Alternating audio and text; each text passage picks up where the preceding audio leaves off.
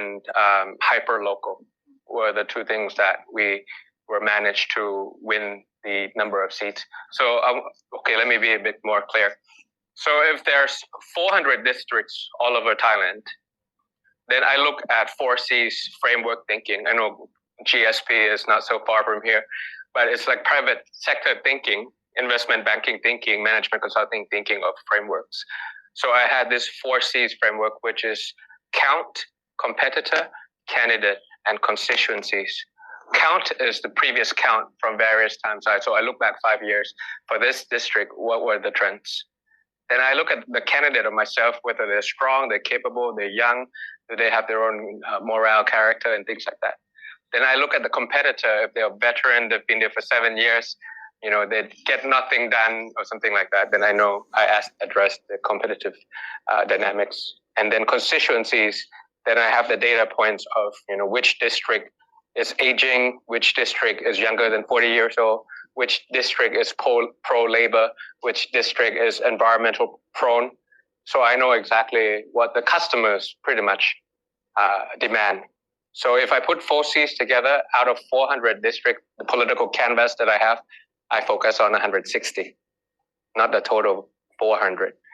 And I got 151 from that 160. So that's what I meant by precision politics. And I was managed to divide districts into green color, yellow color, and red color. Red color is totally, absolutely no chance.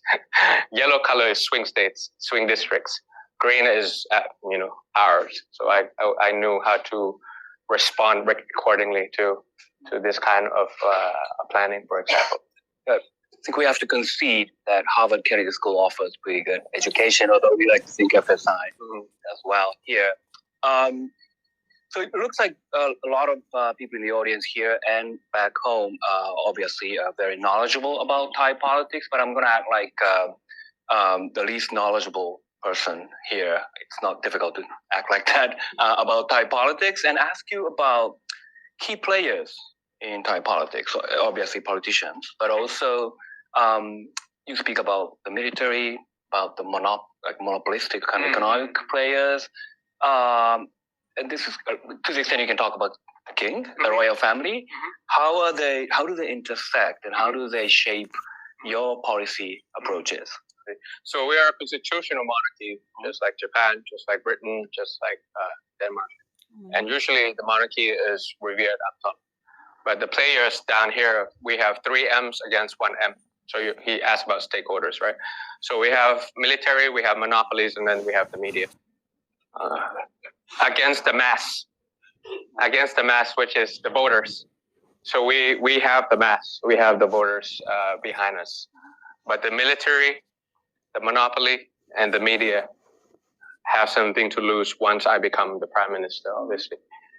But that's really the only option that Thailand can finally catch up with any other countries in ASEAN or in the world, is to demilitarize, demonopolize, and decentralize Thailand. So Bangkok is not Thailand, and Thailand is not Bangkok.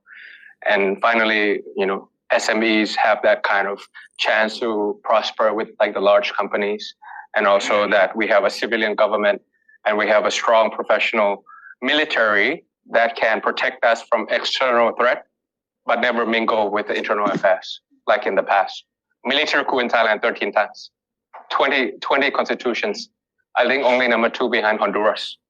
So the kind of intervention from the military to stop democracy within the past, let's say 100 years, Thailand became democratic in 1932. That's approximately about every 7 years that the military will intervene in. But it doesn't stop there, in the sense that there's another group of independent organizations that are starting to emerge in the past 20 years. So if you want to stop democracy in Thailand for the past 100 years, let's say, they will do with judicial coups. That's the most traditional way. 13 times in almost until the almost 2 decades before this. And then in the past 20 years, they switched from military coup to judicial coup. So they have the military track, now they have the judicial track. that dissolved political parties, 36 to be precise. I'm party number 36. Politician number 252, because there were 251 politicians who got banned before me, including the father of the current prime minister. So instead of having just one arm to maneuver democracy through military power, military might, now they have the judicial path to do it. And they've been doing it for the past 20 years, and I'm the latest victim. Currently, this week, they open another path, which is the ethics path, morality path. So there's ethics committee that is directly or indirectly appointed by the military junta to have ethics weaponization. I mean, morality is good for politician as a compass to do something, but once it's weaponized, once it's selectively used, once it's unchecked, once it cannot be appealed, and disproportionately used, because if I'm found immoral, lifetime ban is the only penalty. Usually when it comes to these kind of things, you should have proportionality of law. The infringement is like this, the penalty is like this. I steal something, penalty is like this. I do drugs, penalty should be like this. I kill someone, penalty should be like this. But for this constitution, if I'm found immoral, even if I amend the law, I mean, I didn't go through corruption or sexual harassment or anything like that. The only penalty, if you are found immoral as a politician in Thailand, is a lifetime ban. So in a nutshell, they are trying to exterminate me from that 10-year ban that we laughed about to a political lifetime ban, political assassination. So to those audience in the back that might not understand, Thai democracy and the way you stop democracy, the democratic backsliding, the discreteness of it is military is one path, judicial is one path, ethics is one path. So they have many tools to play around with, and autocrats are becoming very smart, very discreet, because, if it's the first one, we'll be all over CNN. And Obama administration will stop making ties with us a little bit, not much. The Europeans will stop, but now with all these, they still have elections, but the way they do it, instead of violence on the street, it becomes violence in the courtroom. From warfare becomes lawfare. From military coup becomes judicial coup. And it's much more discreet way of, keeping elected politicians at bay and keeping democracy from flourishing at the moment. So rule by law. To stop change is devils is in the detail. And if we win more elections and dominate the ideas at the same time, finally it will reach that tipping point. And once you reach that tipping point, then it's a possibility of a constitutional amendment. But currently it's impossible to amend the constitution.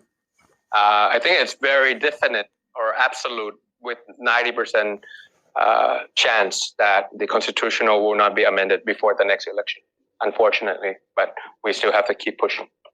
Would you say elections in Thailand are generally fair? Going for the next election, do you have any? I think the audience answered. What are your key concerns for the next election if it happens soon enough? All the way from structural to behavioral. Gerrymandering obviously is becoming very strong. Voter suppression techniques, organizing election days that it's not impossible for people to go, using electoral laws that stop people from effective participation. Overseas voting is not possible for local election, it's only possible for national election, which meant tremendously during my time.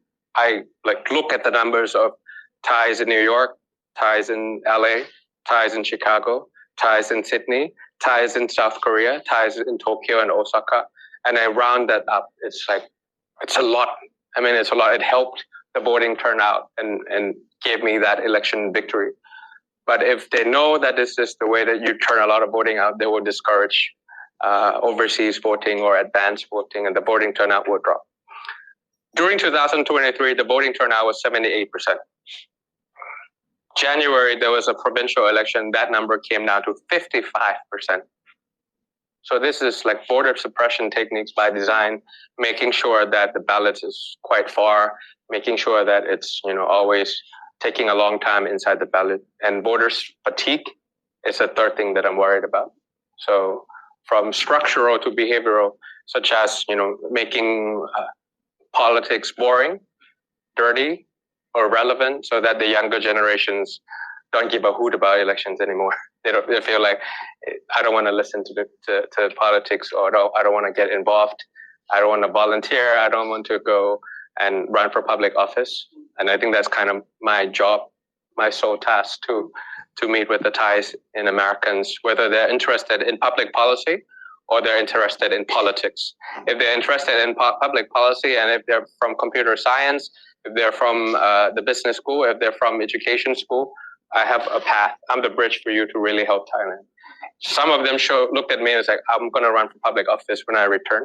I'm that kind of platform that coaches them or allows them to get into public office without compromising their own bank account and compromising their values, which I had done before. So I'm helping them out to make sure that these structural electoral laws, gerrymandering, voter suppression techniques, and voter fatigue by design through social media, through fake news operation to noises is not going to drive down voting turnout. Because I did a regression analysis.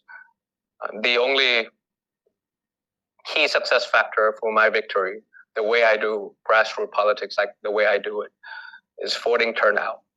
If the voting turnout is higher than 70%, I win. If it's lower than 70%, no matter how strong the candidate, no matter how weak the competitor, no matter how young the customers or the constituencies, I still lose. So it works like that between organized politics and unorganized, more of a grassroots rather than a patronage system in Southeast Asia or in South America or in Africa. So that's really important for me. Great. That's a great message. I want to turn to international relations, international community, and how ดูคลิปจบแล้วอย่าลืมกดไลค์กดแชร์กดติดตามกดกระดิ่งให้ด้วยนะครับ